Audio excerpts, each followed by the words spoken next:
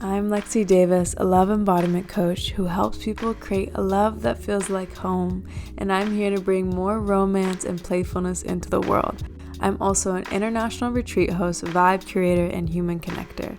I serve people through my business, Alive to Enjoy, and this podcast where I invite guests from around the world to sprinkle their wisdom and expand your perspective so you can create the deepest love you possibly can reach in this lifetime. I also want you to live the most joyous life, whatever that looks like to you, and I hope that this slice of the internet brings you lots of smiles and helps you keep your heart open. Thank you for choosing Heart Snuggles to be in your ears each week, and I'm so glad you're here with me.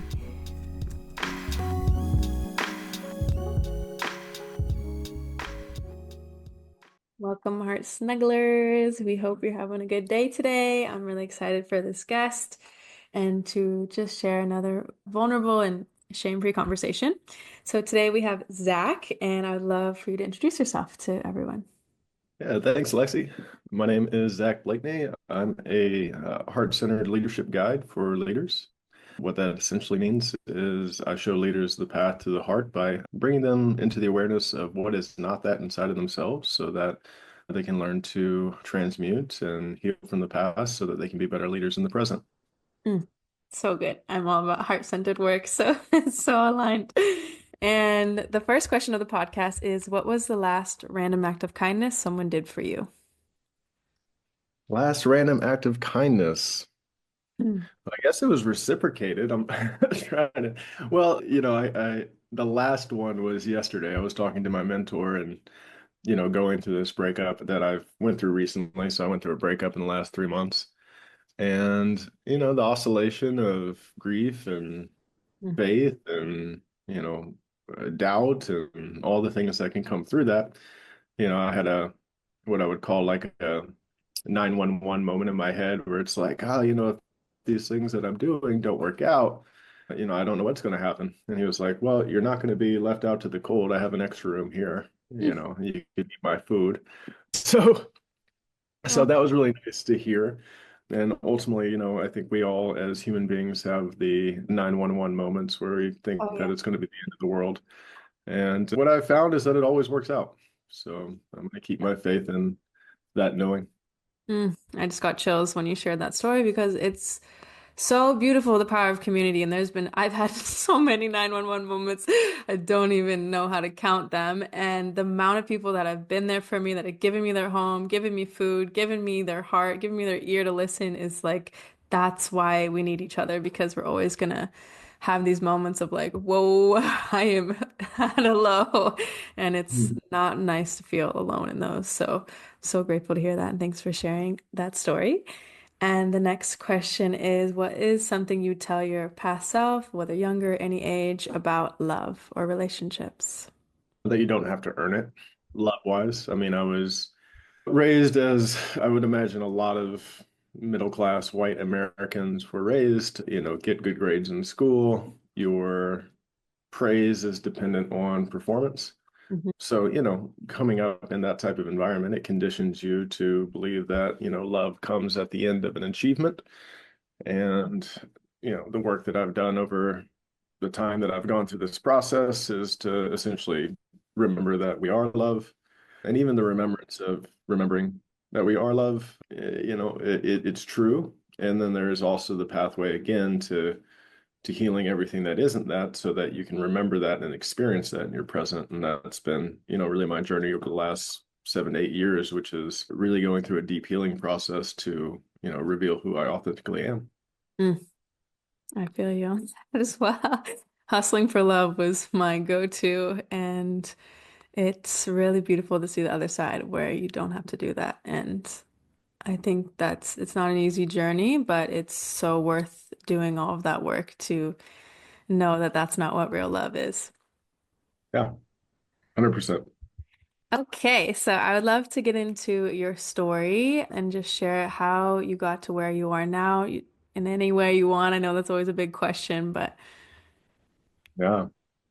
Yeah, I mean, there's so much that I can say. I'll just start with, a time period when I was around 30 years old. And, me and my then wife were leaving the gym. And as we were leaving the gym, she said to me, "Hey, we need to talk."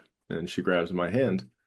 And anybody that's been in a relationship, when you hear those four words, you typically know that, the talk is going to be something that is, let's say, impactful.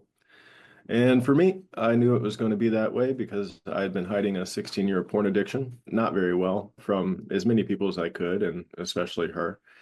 So it sparked a lot of anxiety inside me once I heard that because I knew what the talk was going to be around, even though, I didn't want it to be that.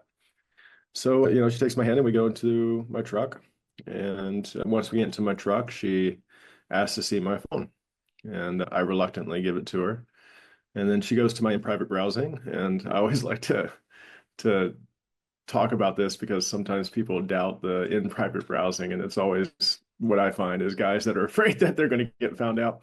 In 2016 or 17 on an Android, if you were in private browsing and you searched multiple things, it still saved the search. So for me, she goes to in private browsing, she hits the search bar, drops down, all these searches for porn, and then shows me my phone and says, "What's this?" And I respond back, "I don't know. Wasn't me." And she says, "This is your phone. Who else could it be?" And I said, "I don't know. Somebody hacked my phone. It wasn't me." So after the second time I denied it, I heard this voice inside of myself, a booming voice, say, "Tell her the truth. Tell her the truth." And she says, for a third time, "Look, if you don't tell me the truth right now, I'm going to leave you." And third time, still, I denied it. I said, "But it wasn't me." And then right after that, that booming voice inside of myself seemed to, I don't want to say take control, but like flow through me and says, "But I did watch that." And it was the first time that I really became associated with this voice and like this two sides of me, I guess you can say. Like I was pretty deep in addiction, and it wasn't just porn addiction, it was drug addiction. And, I was I had very hierarchical egoic tendencies. I don't like calling it narcissistic because I'm not a narcissist, but like, the ego is serving itself. So like there was a lot of control and manipulation and hiding, right? Hiding the addiction. Can you give an Uh, example of what that looked like, the ego? I mean, that story is a good example. I mean, I would lie bold face, even though, I've got somebody that's showing me proof of my behavior in front of my face and still wouldn't reject it, or still rejected it and denied it, and denied it three times, right? So as I was driving home, I started to have suicidal ideation for the first time. And, I thought about going and driving my truck into a pole. And I thought about there was a sporting goods store that was closed and I could buy a gun and just end it all. And as I was thinking about those things, that voice popped back up inside of me and says, "Who's listening?" I said, "What?" So who's listening? If you're the one that's thinking and speaking, who's the one that's listening to me? And I was like, "I don't know, and it brought curiosity into my life. So I called it divine curiosity and it stopped the suicidal thoughts.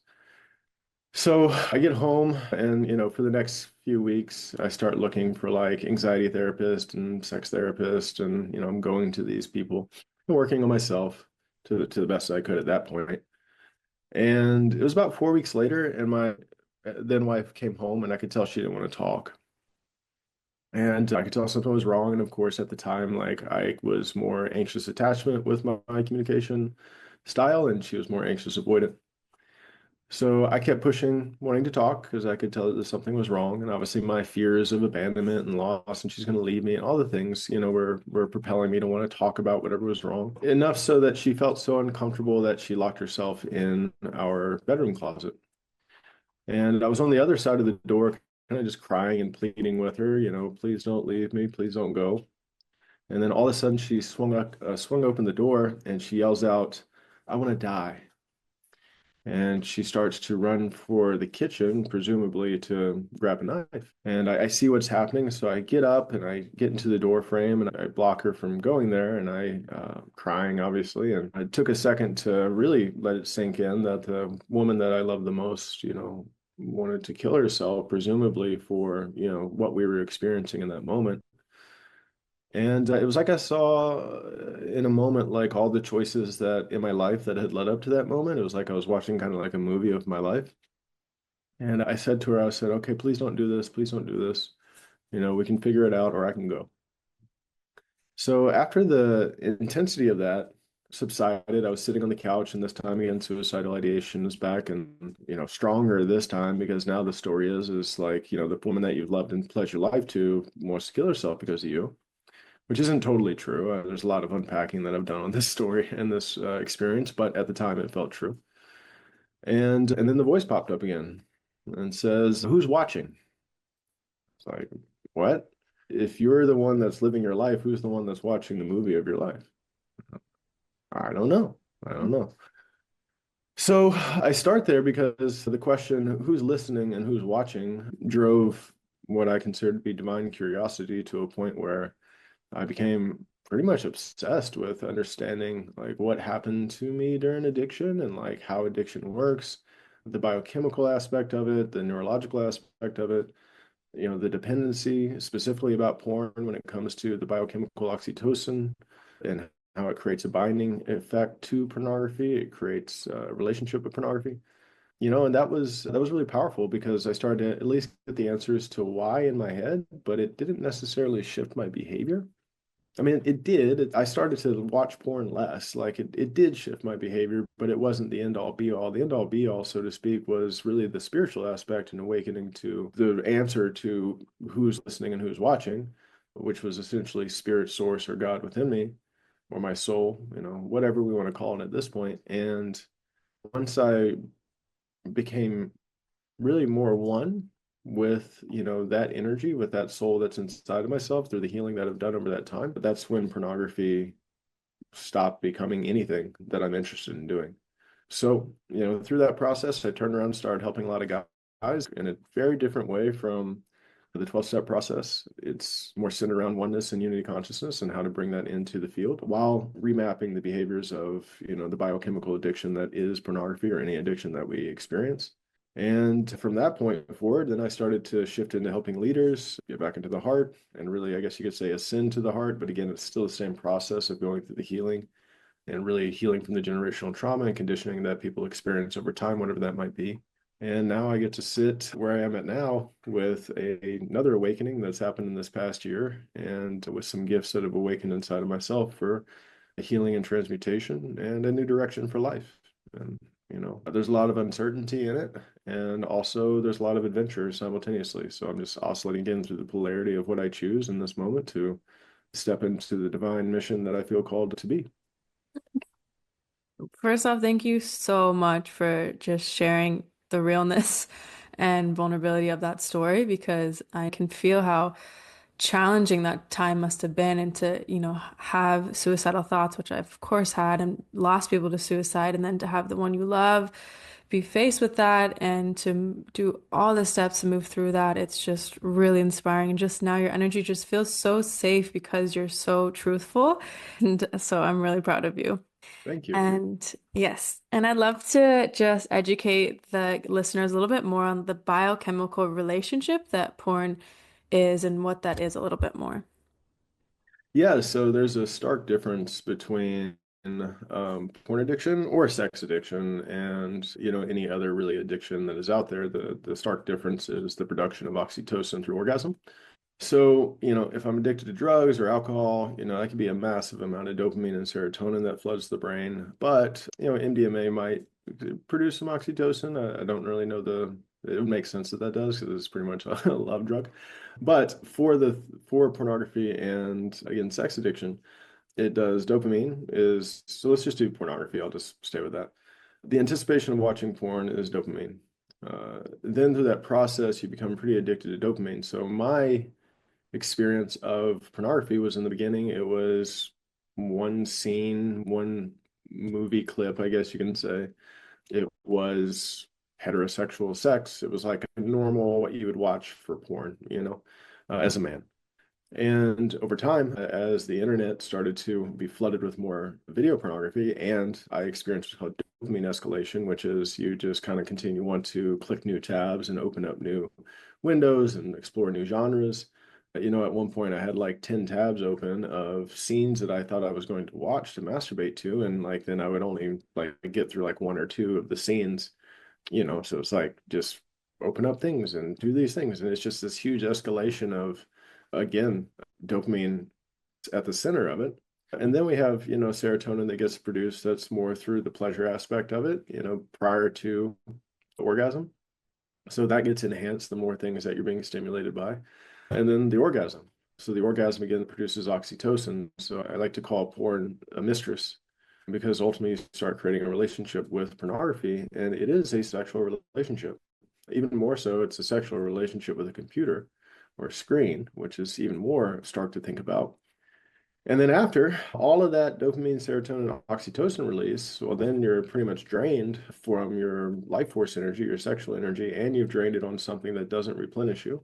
So ultimately, and it's my knowing that pornography is a massive black magic ritual. So, and you're also giving your energy to this negative, let's call it a negatively oriented energetic entity. I don't know if I want to call it its own entity, but it's certainly a collective. It's a consciousness. It's a collective. That'd be a better way of saying it.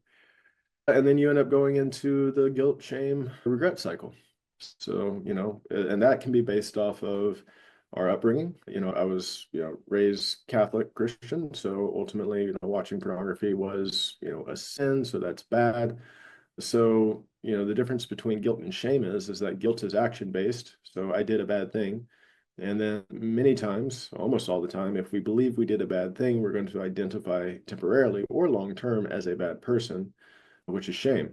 So if you were to imagine a roller coaster and how there are ups and downs through a roller coaster, that's essentially what is happening energetically and in the biochemical space of addiction, which is that you're going for the high and then you get a really low low, and then you go back for the dopamine, serotonin, oxytocin, and then you go back into cortisol and norepinephrine, which is the stress hormones of guilt and shame. And then that compounds over time to the point where you become so desensitized to physical touch, you become desensitized to women, to love, to relationships, that it's hell on earth. It's suffering at what I believe suffering to be one of the worst forms of internal suffering that somebody can experience on the planet. Yeah, I mean, it makes so much sense. And I love that you can bring in some of the science into it because I think that helps men understand more because a lot of them, I mean, I didn't even realize how big of a problem it was until I started researching. And then I was like, wow, it's such a huge secret problem because it's something you do in private. And a lot of them don't even see it as necessarily an addiction. And it's just so sad because it really is that drug of like, you need more, you keep watching it. And something I'd like to ask about what you just shared is I've heard men say, well, what's the difference of dopamine from there versus sex? Well, I mean, in a sense of, you mean dopamine or oxytocin? Maybe oxytocin. I don't know. Okay. Yeah, yeah. So I mean, there's no difference. I mean, the chemical is the chemical. The difference is again, oxytocin creates it's a binding chemical, meaning that like it creates a relationship or it creates an attachment greater than dopamine and serotonin. So when a man has a desire to have sex, they're desiring the oxytocin release, which is they're desiring the orgasm. The serotonin and dopamine is like a precursor to that, and but it's really that's the thing again that ties people really deeply into pornography, and the fact that again I could, get done with this podcast and on my computer start watching pornography if I wanted to. And if I want to get drugs or alcohol, I need to either find a drug dealer or, go and drive and get beer. I mean, but it's on our screens, readily available. And even more so, it's become more pronounced with this OnlyFans epidemic that, some try to interpret as being their fullest sexual authentic expression. And on my end, it's a perception of not believing in the divine mission that they're called to do and using their body as a way to make money. But they're participating, in my opinion, in the same black magic ritual that, the porn industry is. So, Mhm. Yeah, I agree. And that makes sense about it binding you to the screen and to the porn itself versus a physical human. And mhm. also something I've heard men share is what happens when I have these like fetishes or fantasies or like I just want sex and my partner doesn't want sex. Like, what else am I supposed to do if I'm not supposed to watch porn? Or like, yeah. Yeah, I mean, the answer to that now that I really understand this, is to retain your semen and to retain the life force energy and learn how to alchemize it into the higher energy centers so that you can do work of a more divine nature, in this reality. Activate intuitive gifts, activate being able to listen to your guides or, channeling or whatever it is that, you feel called to do here. Men have a biological advantage by being the ones with the seed of life inside of themselves when it comes to retaining seed. When it comes to women, the female orgasm is a very healing orgasm for women. So, like, it's very different in a sense, the way that the body responds in each way. So the answer to the straight answer to that question is retain your seed and allow for that to replenish your own body and your own testosterone, and which results in better willpower. And that's a part of retaining the seed as well. It's like you're training yourself, you're training your will to be more disciplined through that aspect of it, and that starts to permeate in other areas of your life. Yeah, I've heard so many benefits of how for a man that semen retention creates, more power, more purpose, more, yeah, like you said, controlled discipline, and it really impacts every other area of your life. So it's allowing, yeah, I would just hope more men could experience that how it creates a ripple. And I would love to hear what are some ways that men might not be aware that porn is impacting their lives. Oh, yeah. I'll talk more, I think, about sexual shame because porn is just an effect of, a cause. And the plane of cause is typically shame around sexual expression.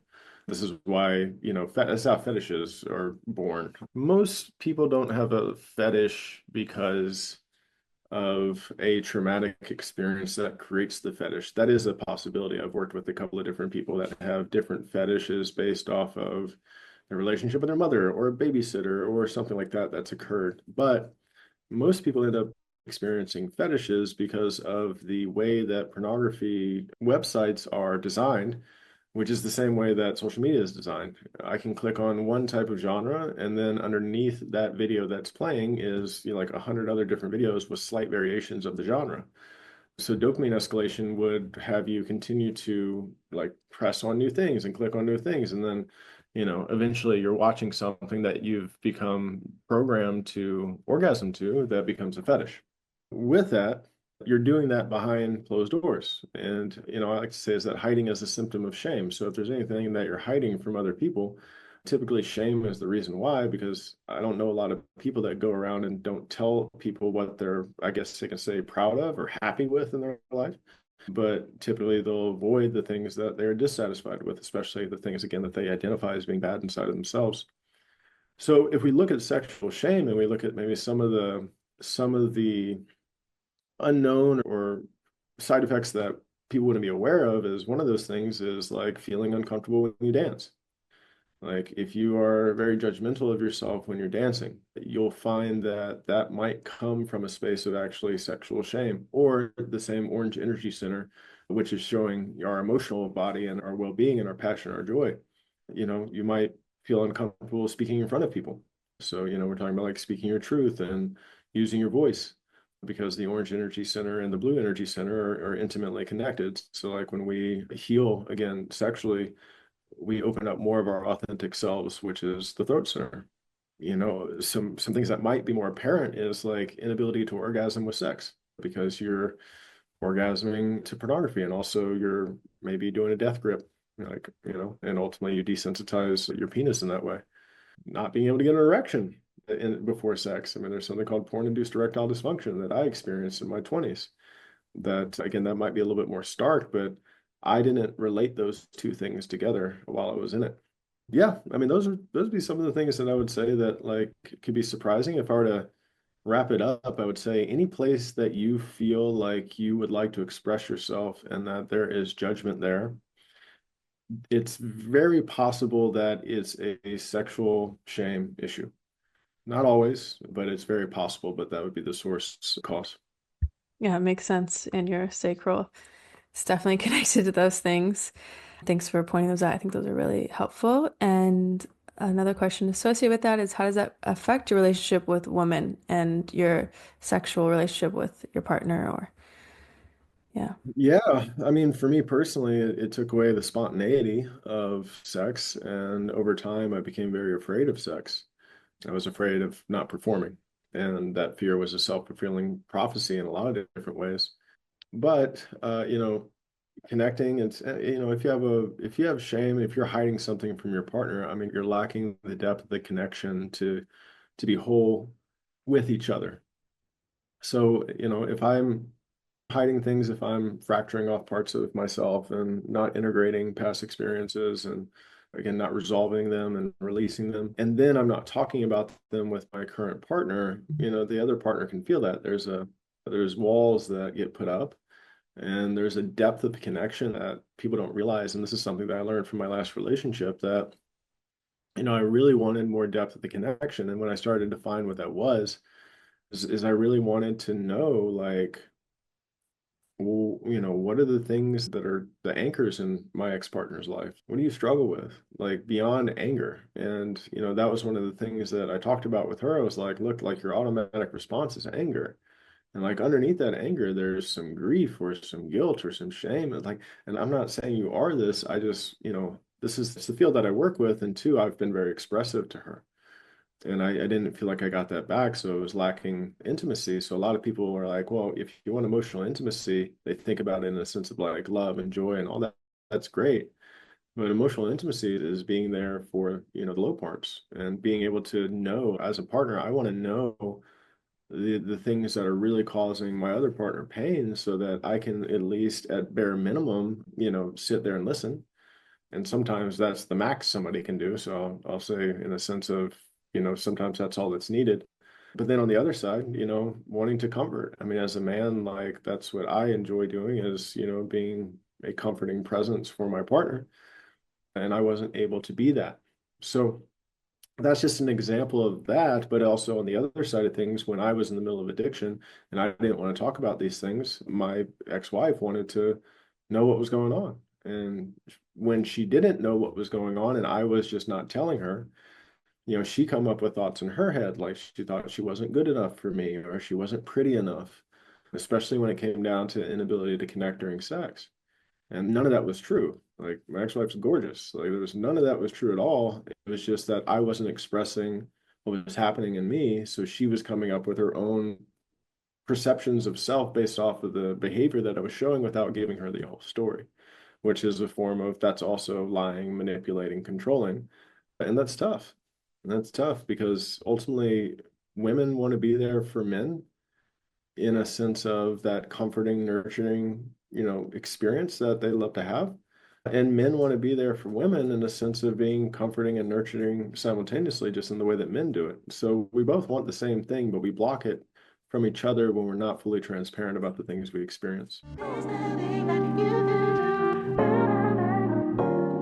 Uncoupling or breakups do not need to be horrific and ugly, but they can be the most beautiful unwinding of a union. And you get to decide if you're going to let this heartbreak hold you back from love or open you wider to an even greater love and ability to choose yourself. And if you desire to shift this archaic way of ending relationships and instead be a leader in love, then I invite you to join my Holding Heartache Masterclass so you can remain in love, trust, and integrity with your heart. And this will be a powerful way to close out that chapter with your past lover, to somatically feel through the tough emotions and create a solid foundation of support to hold you through the process of grief and letting go. You'll get a clear, reliable, and comforting kit of resources and tools so that you never feel alone or stuck during this process. And I created this masterclass so you'll feel empowered to make it through the painful process and come out the other end anchored in truth and more rooted in love. I want to remind you that your heart isn't broken, you're being opened wider, and thus you're being able to feel more alive. So if you'd like to access the Holding Your Heartache Masterclass with me, Lexi Davis, head to the show notes and sign up.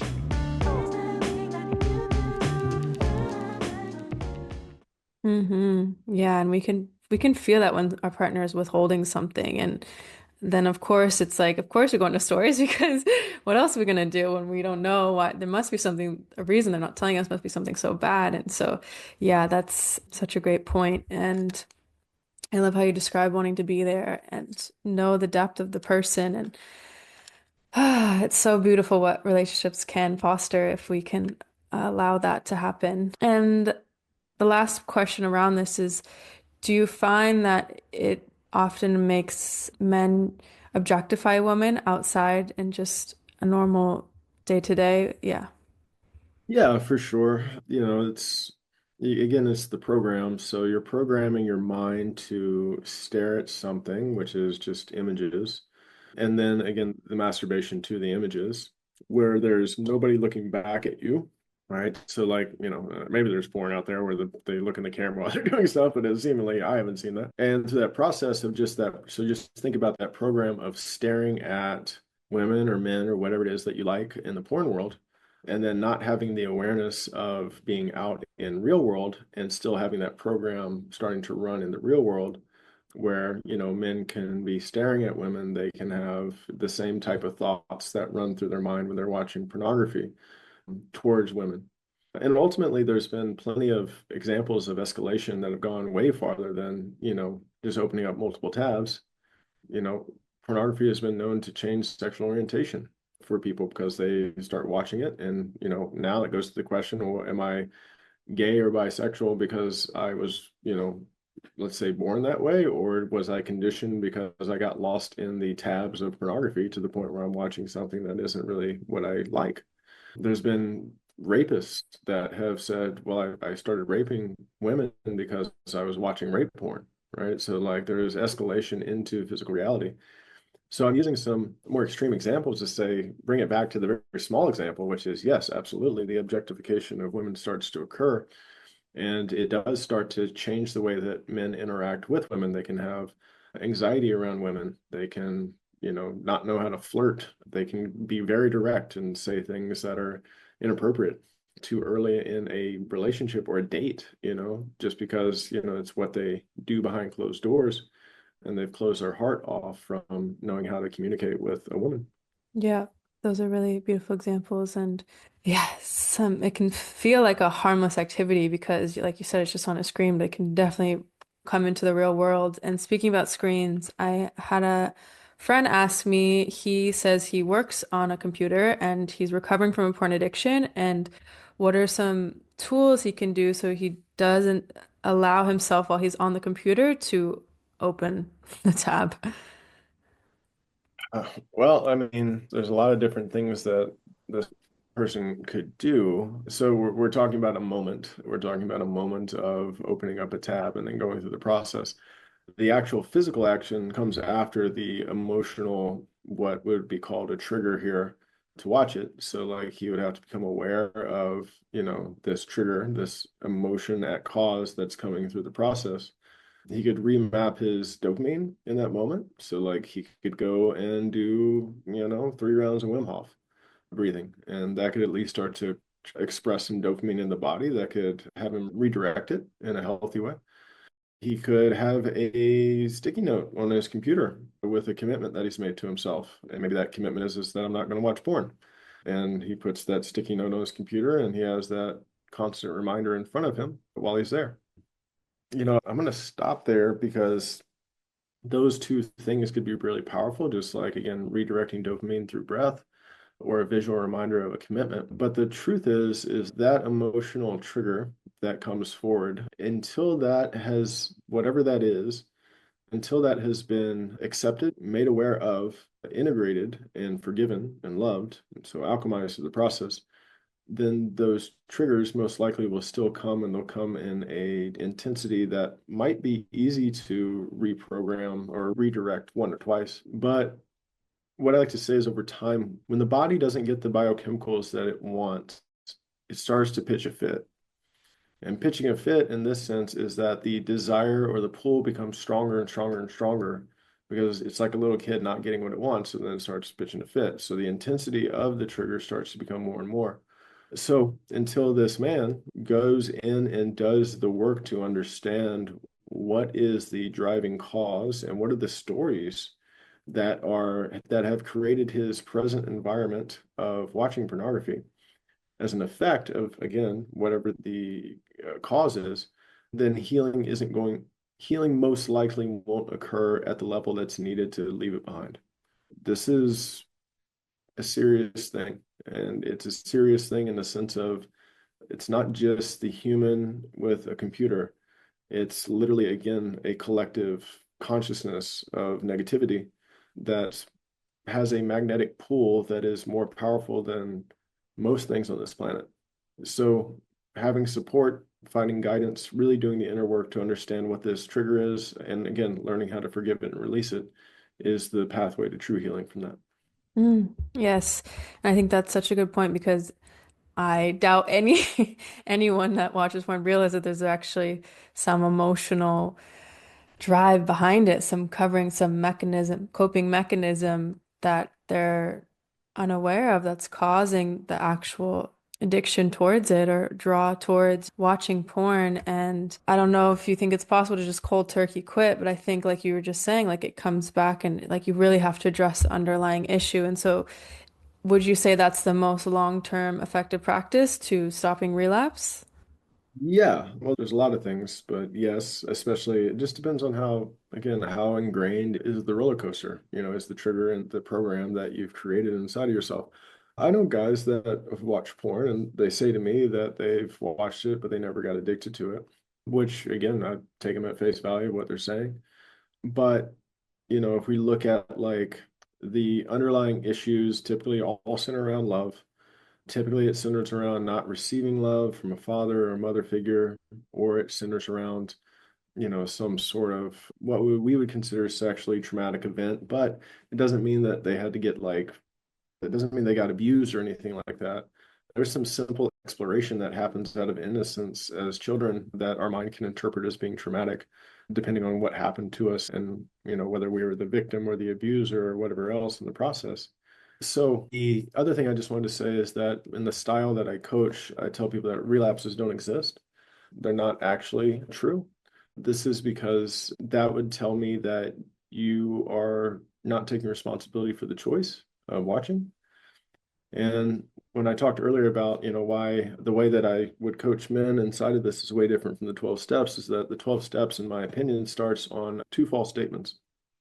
First statement is, hi, my name's Zach. I am a porn addict. That is false because your I am, like who you are, could never be addicted. That part of you is not addicted to anything. So anything that we use I am with and then we identify as, right, ultimately is a lie. And that's a really powerful lie because it continues to keep the identity as an addict, which ultimately prolongs the healing process. And then the second thing that they say is that, and I am powerless against my addiction. I understand the statement because the statement is wanting them to admit that they have an addiction and that they need help. But the truth is that they're so powerful that they created their addiction, that they chose it, and they chose it through the power of being a creator. And in this terms, they were misaligned with how they wanted to create in their life. And so, if we were to take just those two premises that, I am not an addict, but my body is addicted to these biochemicals, and I'm so powerful that I can create freedom and healing for myself.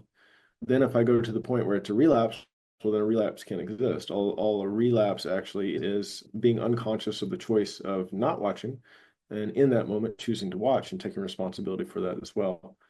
So those are just some distinctions in consciousness that really accelerated and still accelerate when I work with men. I still have a couple of clients that come through occasionally for them to be able to heal permanently. I love those two adjustments because I do find that people in AA, or that's what you call it, right? AA. Yeah, that's alcohol. It's Alcohol Anonymous. There's Yeah. also Porn Addiction Anonymous, which is PAA. Yeah. Well, is it the same? Anyways, that 12-step program, they live in that identity of I am an addict for the rest of their lives. And it saddens me because that doesn't have to be true. And what you just said is like so impactful for the liberation, which I think is amazing. And that's such a true statement about the relapse. I mean, I haven't been technically an addict of anything, but there's definitely times where I've made the choice where I said, I'm gonna stop eating chocolate and I ate chocolate again. So Mhm. yeah, I feel you on that. So thank you for doing this and for supporting so many men through it. And another question that someone wanted me to ask was, do you think that it's around porn that men are constantly like making jokes about sex and always bring sex into conversations? And yeah, it just feels like that can be a big energy for a lot of men. Yeah, maybe. I would say that before, it was 2008 or 2009, around that time where scientists and researchers actually started doing studies on how video pornography affects the brain in comparison to how, still imagery affects the brain. And what they found is that video pornography essentially reprograms the brain 10 times faster than still imagery. And the reason why I say that is that, you can go back and watch TV shows and movies, and you can watch it after 2008, 2009, but before that, a lot of times there was jokes that were made about it. It was talked about in such a casual way on TV shows, especially comedy TV shows that would make fun of like porn, but also would kind of exalt porn as being a cool thing to do. And ultimately, I was 14 in 2000. So when I grew up during a time where, I watched a lot about this. And yeah, I mean, it influenced conversations about sex. And also, I mean, it's just a mask that men wear when it comes to sex. Some men pride themselves in their sexual experiences and how many sexual partners they have. It's just another way for them to validate themselves through what they believe to be a man. And ultimately, that's going to lead them astray eventually, if it hasn't already. And whether they're aware of that or not is going to be dependent on the amount of pain that they experience in their life. Wow. Yeah. Thank you. I love this. And now I would love to know, as a partner, if you are dating someone where you think or you know that they have an addiction or that they watch porn, how can you support them without shame? Yeah, so there's a lot of different avenues that you can go down. So based off my experience, if your partner does not want to actively do any work towards it, or they say that they're going to do work towards it and then you don't see any change, seriously consider leaving the relationship.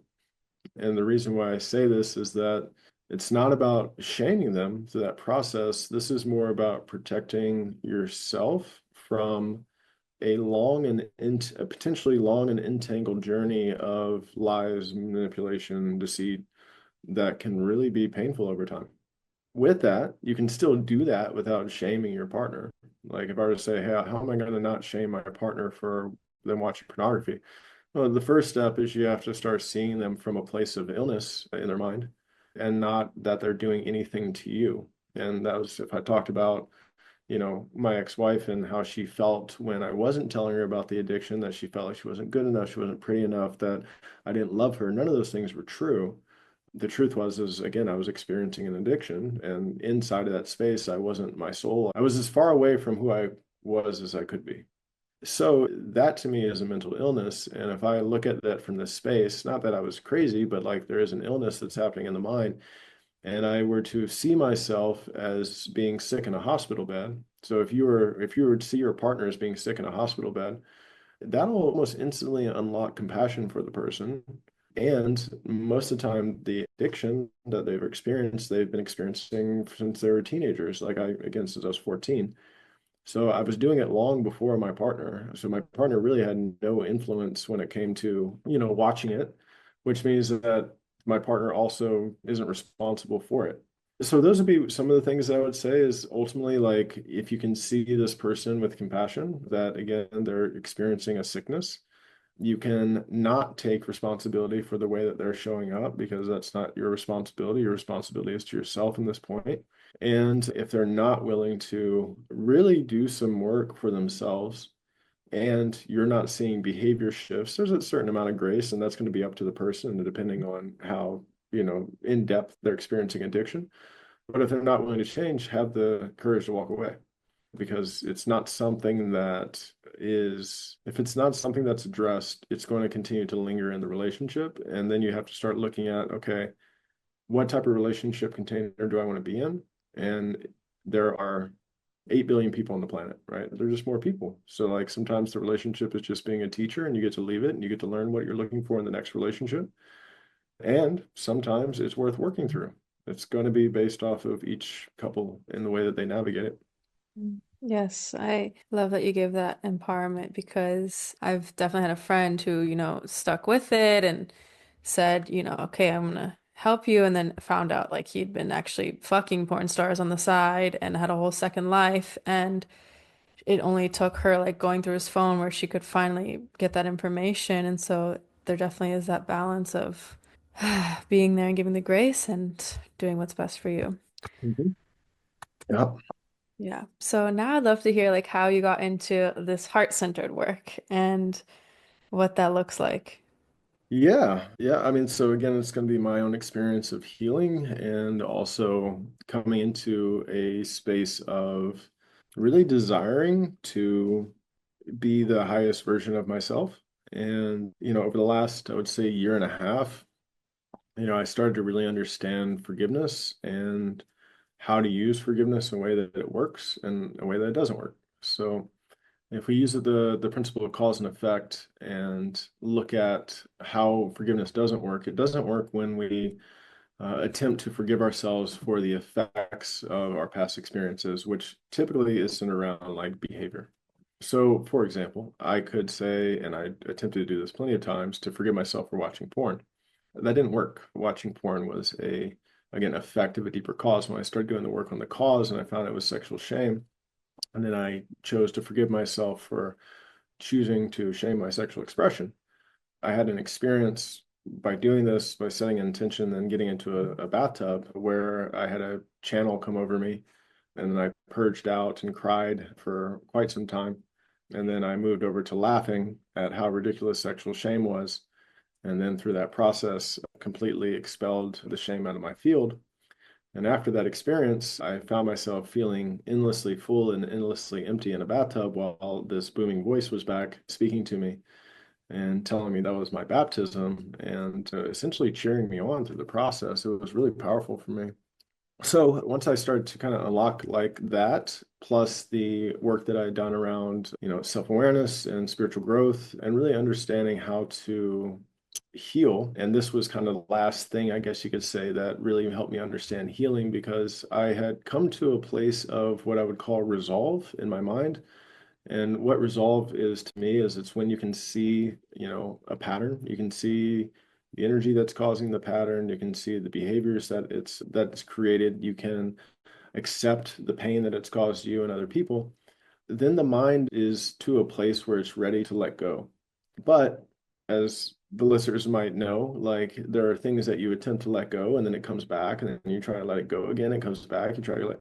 So that isn't something you just let go. You have to work on releasing it somatically because that energy is intelligent and it's informing the conscious mind of an unhealed experience that's still stuck in the body. And that's all the body really wants to do is release the experience. So forgiveness is really release, and it's the ending of the energetic inertia of a pattern. And as I kept working with forgiveness, I kept healing more parts of myself. And as that happened, my soul, consciousness, spirit started taking up more energetic space in my body and in my mind to where my ego started to take more of a backseat energetically. And my spirit inside of myself started to become my voice. And then through that, I mean, the spirit comes from the heart, and I was shown a vision of what I want to do with my life. And a part of that was, okay, I've been through this experience. I want to be able to show other leaders that have awakened to get to this point in their life, because at that point, you really become a divine instrument for will, the creator's will. And then life starts to become very magical. But it's about going through all the shadow, all the experiences, the unintegrated parts of themselves so that they can become whole again. And through that process, you can't help but lead from the heart. And what we really need in today's world is devoted and daring leadership to step into a new paradigm of leaders that are leading from the heart and where it's no longer about what can I do and what can I have, but it's about what can I do for you and what can I share with you, right? So if we take those two things, those are some different distinctions from egoic-based leadership or individual consciousness leadership into unity consciousness leadership. And it's where the world's going. It's where it's going to be I don't know, maybe a couple of 100 years before we get to a point where we're really there. But it's about setting the groundwork and planting the seeds now. So amazing. And forgiveness, how did you get to that realization that forgiving the porn addiction itself wasn't actually healing and that it was something below that? Because that's so key. Yeah, how is really intuitive. I've read, A Course in Miracles. If the listeners don't know what that is, it's essentially a channel work of Christ consciousness, which is really powerful. And I had heard it in there. And also, The Law of One, The Raw Contact, Teaching the Law of One is another book that I lean on that teaches a lot about forgiveness in this way.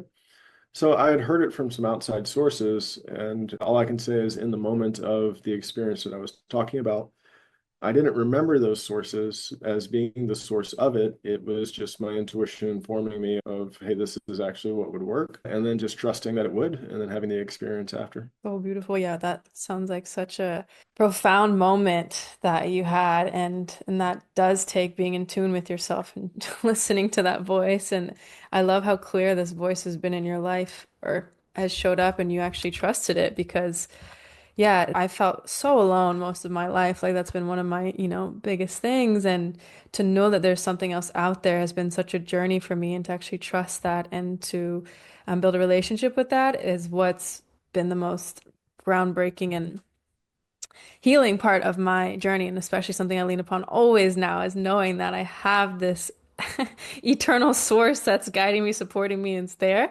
And I hope everyone can connect with that.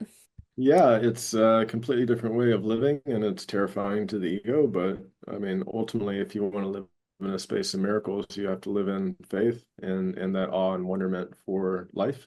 And then every time I remember to hang out in that field, I'm almost instantly rewarded, either in the day or in the week or something like that. It just, something magically occurs. And it's been the journey for myself now over this year, which is surrendering and following what I believe to be true inside of myself and trusting that what's coming through me is the divine mission and that I'm also going to be guarded, protected, and things are being organized for me in my favor, that it becomes what I want it to become. Yes, so good. And it's not easy process, I will say that.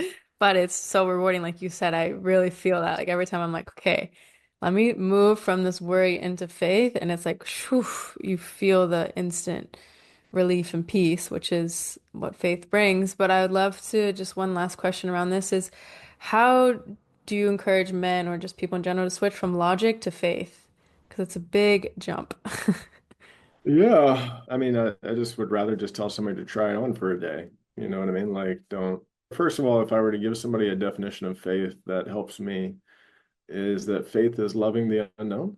So for me, when I sit down, I mean, most of our worries and concerns come from, what is going to happen in the future. And that is a fear-based thinking of the future. So if I sit down and I just imagine loving my future and loving the unknown space, and also realizing that, just as a artist paints onto a blank canvas, which is unknown in the beginning, that's what we're doing as co-creators, is that, if I fear the place that I create, which is the unknown, and I'm the creator, it doesn't make a lot of sense logically. So there's some logical things, perspectives that can help. But ultimately, if I sit down and then say, okay, I'm going to love the unknown, the result for me is faith starts coming through, because it's like, oh, that's what it is. And we can also say faith is believing in what you can't see. Like, that's a beautiful definition. It's just that the loving the unknown thing really can help me. And then from there, I tell people just, okay, go try it on. Like, commit to a day that you are going to love the unknown, that when a fear pops up, you're going to love it and you're going to have faith, and then it's going to work out. And try it on and see what happens in your life. Mm. So simple and amazing. I love that tip. Okay, and one of the last questions of the podcast is what's one of your favorite romantic memories you've experienced? I mean, the first kiss of my ex-wife was pretty powerful. We were sitting at a picnic table and I told her that I liked her.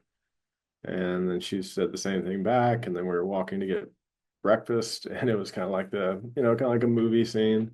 We were holding hands and then I swung her around and then brought her in front of me and then we kissed. And that was pretty powerful. That was pretty magical. Yeah, it's always first kiss. I mean, even my last partner, like, walked her to her car and I feel like the first kiss inside of a relationship is always pretty romantic in a sense. I mean, unless you have the misfortune of running into somebody as a bad kisser.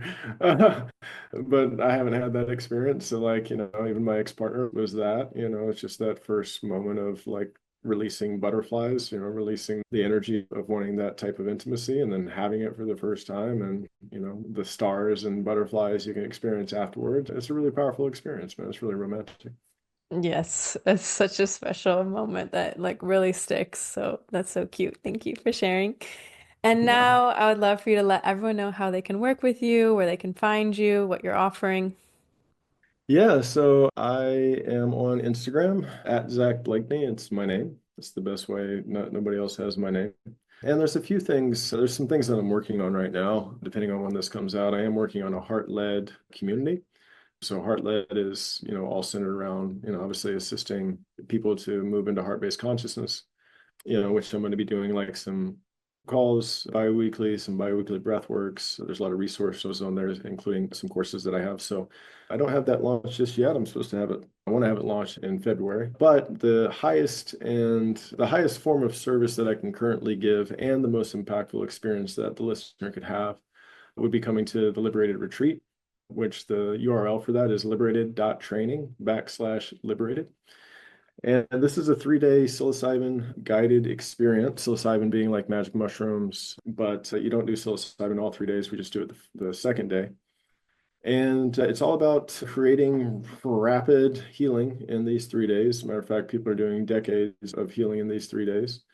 Day one is about doing shadow work without the medicine. So there's processes that the participants get put through so they can instantly bring unconscious limitations into their consciousness and to bring them forward so they can know. And then the whole point of day one is to bring people into a space to know what they're ready to release. Then day two is the medicine, and we're setting an intention around forgiveness. So once we find out what we need to release in the energetic plane, then we set an intention for forgiveness to forgive that energy. And what we found inside of the medicine is that we've had 50 plus people come through and it's a consistent experience. The energy is purged from the body. This is also where I've been given a healing gift of transmutation. So I assist with transmuting the energy out of the body so that they can be free. And then day three is breath work and integration. And like I said, this is something that we've just gotten started, but it's consistently the most powerful experience that people have had that they're coming through. And if you really want to do some deep healing and you want to collapse time on the amount of time it might take to do so, it's the retreat for you. Incredible. I hope so many people check it out. And I just want to thank you again. So nice to meet you. Thank you, Ashley, for connecting us. Yeah. And I wish you all the best. Thank you, Lexi. It's my honor and grateful to be on the show with you. You made it to the end of the episode. So now it's time for our snuggly heart breath of the day. Place a hand or both hands, if it's safe to do so, over your heart and take a big breath into your heart center. Open your mouth and let it go. I'm so grateful to have shared this time with you. If you enjoyed this convo, please share with your besties and your fam. And if you're a visual person like me, fly over to YouTube and watch the video. If you want to do a random act of kindness today, please leave a 5-star review so more people in the world can get their heart snuggled. You're helping tremendously when you do this, so thank you so much. And as a gift for doing so, I'll give you my Soften Your Heart Medi that feels like an exhale and a hug from within. When you leave a review and email me the screenshot to heartsnuggles@alivetoenjoy.com, you can also find the email in the show notes and you'll get the free meditation. Sending you the warmest, comfiest hug and lots of unexpected blessings your way. Remember that every single person just wants to be loved. So how can you be loved today?